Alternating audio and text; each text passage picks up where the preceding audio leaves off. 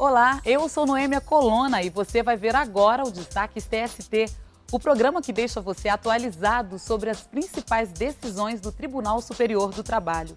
Fazer um pedido mal formulado pode custar ao trabalhador a perda de uma ação. Foi o que aconteceu com uma ex-bancária do Unibanco. Ela trabalhou por mais de 20 anos, contraiu uma doença e depois de voltar do tratamento de saúde foi demitida. Quando pediu a reintegração ao emprego, não foi atendida pelos ministros da Seção 2 de Dissídios Individuais.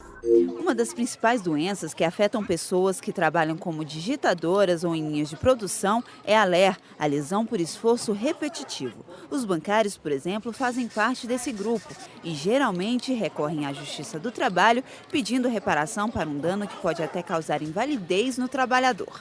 Uma ex-empregada carioca do Unibanco que se integrou ao Itaú desenvolveu a doença após 22 anos de trabalho. A bancária teve que se afastar para tratamento e quando retornou ao serviço foi demitida. Ela recorreu à Justiça do Trabalho pedindo que fosse reintegrada ao emprego, alegando que a demissão foi injusta, já que estava em reabilitação. O Tribunal Regional do Trabalho do Rio de Janeiro não aceitou a defesa da bancária, que sem sucesso recorreu ao TST. O relator do caso, na Seção 2 de Dissídios Individuais, ministro Alberto Bresciani, entendeu que houve falhas no recurso, pois os argumentos legais apresentados não foram abordados pelo regional. Ocorre que a sentença rescindenda não faz nenhuma alusão aos preceitos. Trago também à luz a controvérsia ainda existente quanto ao alcance do preceito, que na sua literalidade não assegura estabilidade. Os demais ministros seguiram o voto do relator e o caso deverá passar por um novo julgamento. Agora você acompanha o julgamento em que os ministros não decidiram em favor da trabalhadora. Relator, excelentíssimo senhor ministro Alberto Luiz Bresciani, processo RO 686600, dígito 45 de 2008. Em que são partes Maria Isabel do Nascimento Valim e Itaú Unibanco S.A. Ministro Bresciani tem a palavra. Presidente, o processo é oriundo da primeira região, recurso ordinário em ação rescisória julgada improcedente. A matéria guarda pertinência com a ocorrência de estabilidade, assim passível de compreensão, o artigo 93 da Lei 8.213 de 91. Com apoio nas súmulas 83.1 desta Corte e ainda na compreensão da súmula 298, a proposta segue no sentido do desprovimento do recurso ordinário. Doutor José Imar Loguércio, pela recorrente, gostaria de sustentar? Gostaria, excelência. Tem a palavra pelo tempo regimental. Pois não. Senhor presidente, senhores ministros, a questão aqui, de fato, o tema é bastante simples, e, aparentemente, haveria aplicação da súmula 83, como proposto pelo ministro relator. Eu vou fazer uma sustentação baseada em decisões recentes do próprio tribunal sobre o fundo dessa matéria. A matéria é a reintegração decorrente de empregado reabilitado, demitido sem a contratação de outro empregado. Os fatos estão todos postos sem nenhuma discussão sobre eles. Os fatos são estes. Ela foi dispensada, inicialmente sob alegação de justa causa convertida. O tribunal, a vara converteu a dispensa em dispensa sem justa causa, mas não determinou a reintegração, interpretando o artigo 93 da lei. Ocorre que as decisões mais recentes do tribunal, trago uma, mas citando várias outras, tem reconhecido que essa matéria tem residência na própria Constituição. O acórdão, proferido pela sexta turma, no processo 72900, de 2007, do eminente ministro Aloysio Corrêa da Veiga, tem na ementa a seguinte expressão, aspas, tal disposição legal visa resguardar os direitos consagrados, inclusive constitucionalmente, artigo 7º, 31, de um grupo de trabalhadores que demandam uma assistência especial. Portanto, reconhecendo, e traz no corpo do próprio acórdão outras decisões, também reconhecendo a incidência constitucional desta matéria.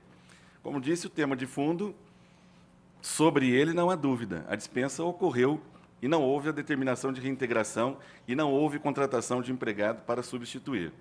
A matéria poderia ser controvertida àquela época, a maioria das decisões já se inclinavam nesse sentido. E agora, com apoio na discussão de que o tema tem residência constitucional. A Corte Regional foi provocada no artigo 7º 31, por meio de embargo de declaração. O artigo 7º 31 foi invocado na peça de ingresso, tanto nas folhas 3, como na folha 6, como na folha 17. Portanto, constou das razões do pedido, da causa de pedir rescisória, consta do recurso ordinário. Por essas razões, espera a recorrente o conhecimento e provimento de seu recurso. Doutor Vitor, gostaria de sustentar pelo recorrido? Exceto se houver divergência, senhor presidente. Ministro relator.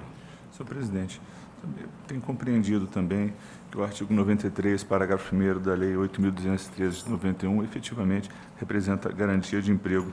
E aqui eu me recordo de decisão lapidar, lavrada pelo eminente ministro Barros Levenhagen, enquanto na quarta turma, que me parece talvez tenha sido das primeiras decisões da Corte em tal sentido.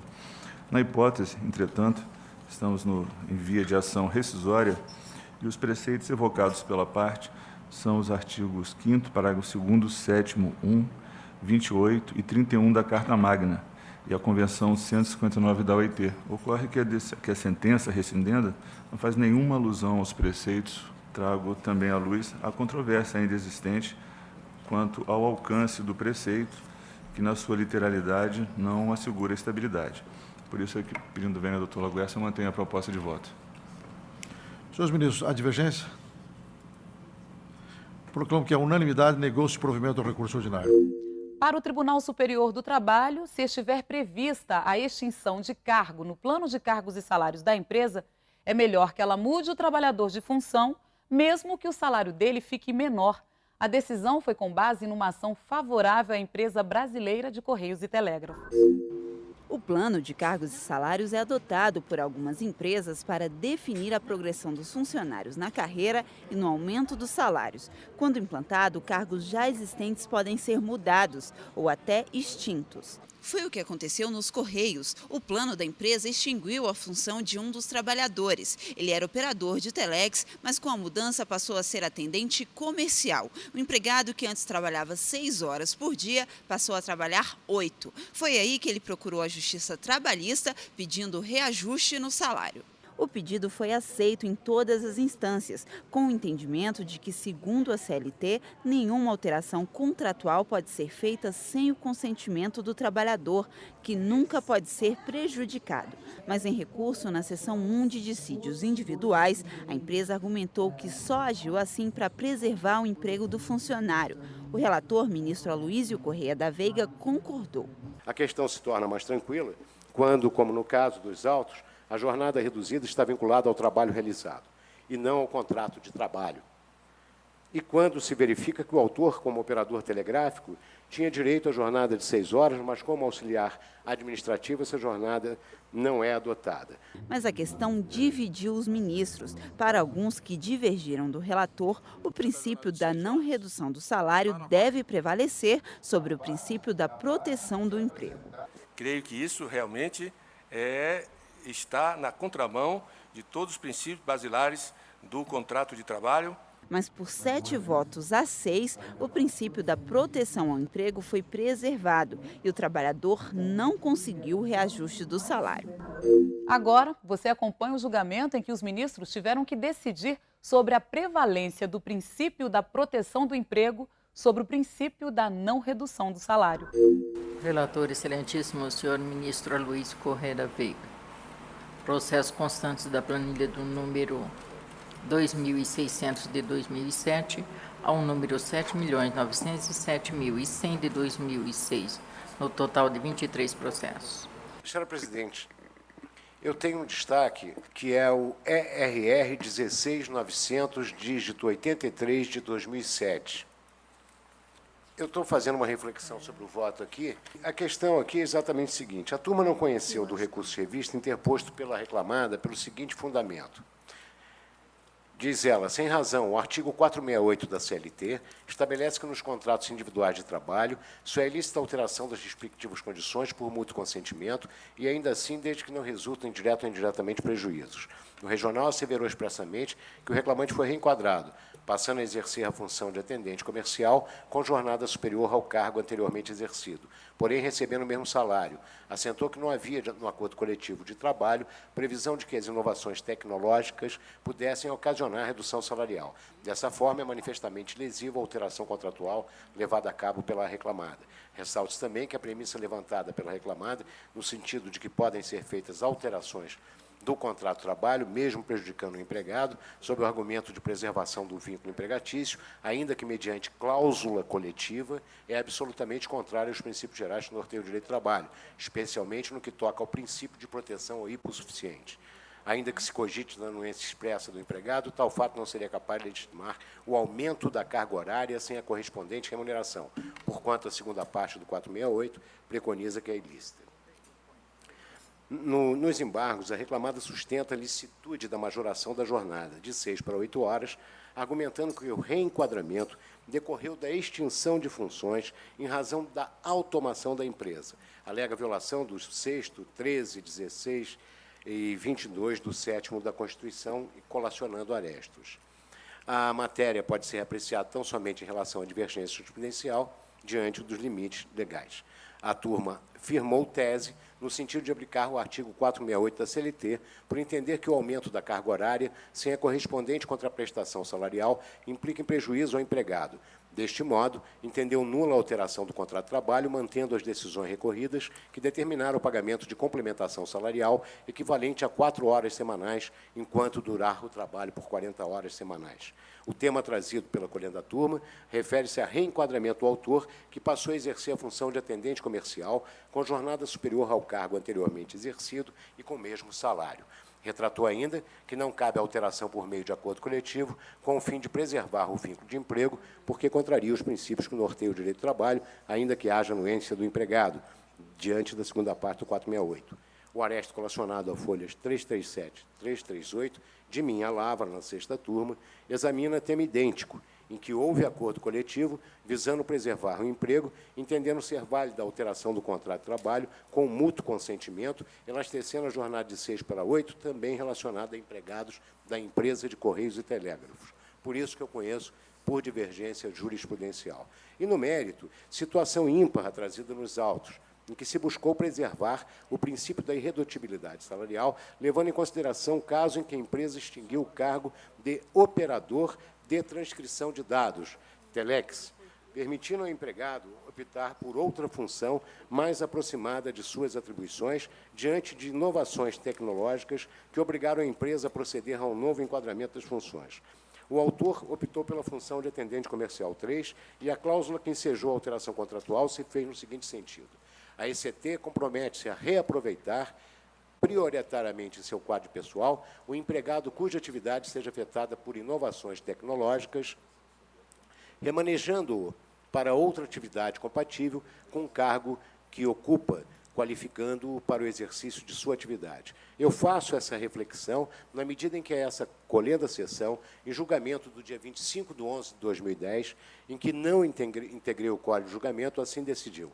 Automação de serviço, reenquadramento, majoração da jornada, trabalho de 6 para 8 horas, sem acréscimo na remuneração, entendendo ilícita a alteração e, por isso, concedendo as horas, a remuneração das horas a maior trabalhadas. A questão se torna, acordo da lavra do ministro João Batista Brito Pereira, do dia 25/11/2010, a publicação. A questão se torna mais tranquila quando, como no caso dos autos, a jornada reduzida está vinculada ao trabalho realizado e não ao contrato de trabalho.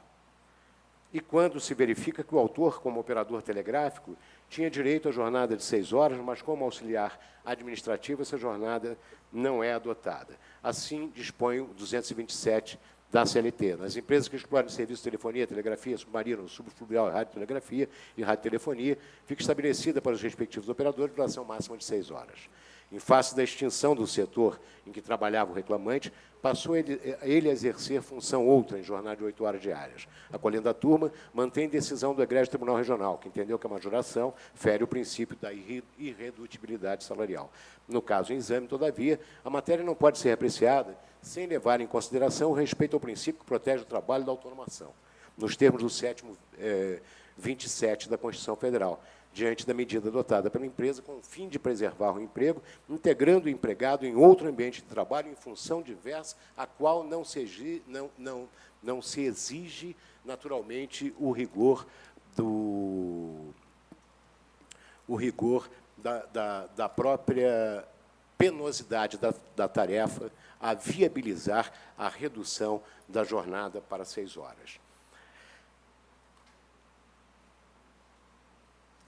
É de se levar em consideração a natureza jurídica dos Correios, diante da redação da OJ 308, que se aplica por analogia. Jornada de trabalho, alteração, retorno à jornada inicialmente contratada, servidor público. O retorno do servidor público, administração direta, autárquica, fundacional, a jornada inicialmente contratada, não se insere nas vedações do artigo 468, sendo a sua jornada definida em lei e no contrato de trabalho firmado entre as partes. É preciso estar alerta para essa peculiaridade, eis que entendo que não se está simplesmente alterando o contrato de trabalho em prejuízo, mas sim adequando a situação do empregado autor à nova função em que foi reenquadrado por força de uma extinção da função anteriormente desenvolvida, que era privilegiada com uma jornada reduzida em face da penosidade do trabalho. A transcrição do artigo 468, e, no caso dos autos, reveste a singular preocupação, pois remete realmente à aplicação do princípio da proteção, quando o reenquadramento da empregada reclamante para outra função, com consentimento mútuo e, sobretudo, coletivo, por vontade coletiva, é decorrente da ausência de opção do empregado, a não ser a perda do emprego, passando ele a trabalhar mais 2 horas numa jornada legal, normal, de 8 horas, porque cessou a causa que dava origem à jornada de 6 horas, sem a compensação salarial correspondente. No entanto, a força de trabalho despendida, por certo, não está mais vinculada ao tipo de atividade sobre a qual se demandou a compensação anteriormente, que era atividade protegida por norma legal. Celso Antônio Bandeira de Mello traz o conceito dos princípios que eu transcrevo aqui, e daí o que se indaga, o que protege a norma e o que visou proteger o acordo coletivo ao impor uma jornada. Por óbvio que é atividade que demanda repetição e necessidade de uma jornada menor, sobretudo pelo esforço repetitivo e pelo dano que causa à saúde. O princípio da irredutibilidade salarial, portanto, deve ser apreciado no caso em exame, levando em consideração que a alteração da jornada decorreu não apenas da proteção ao emprego, como também da saúde do empregado, já que a jornada de 6 horas é específica de uma função a qual não mais tem exercício. Entendo desse modo que não existe a violação do 468 da CLT, na medida que a alteração contratual se deu com a intervenção do sindicato da categoria, por norma coletiva, vontade coletiva, visando a preservar o emprego da reclamante, mesmo que em novas condições de trabalho, não sujeitas à jornada de 6 horas, já que a função anterior da reclamante não mais existia naquele estabelecimento de trabalho, por força de inovações tecnológicas. Por isso, senhores, que, em sentido contrário, entendo que o reenquadramento do autor revidará a situação em ofensa ao princípio da isonomia, na medida em que os empregados exercendo a mesma função estariam trabalhando em jornada maior do que o autor e eventual aumento salarial pelas 4 horas semanais também demandará a ofensa ao mesmo princípio, eis que ensejará trabalho de igual valor com salário menor aos demais empregados exercentes da mesma função. Por isso que dou provimento aos embargos para julgar improcedente o pedido. E no próximo bloco, você continua acompanhando o julgamento deste tema polêmico que dividiu os ministros do TST. É daqui a pouco. Não saia daí.